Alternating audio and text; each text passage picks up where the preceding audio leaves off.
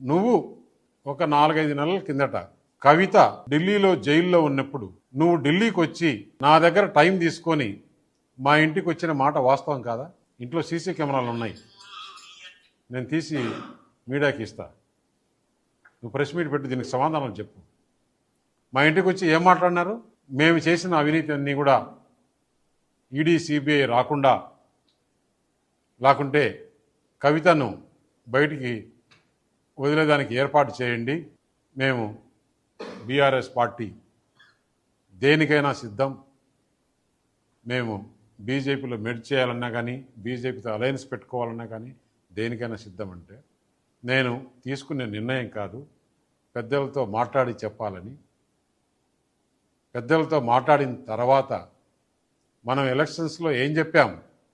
ఈ BRS party అవినీతి party, దీంతో కలిసే సమస్య లేదు.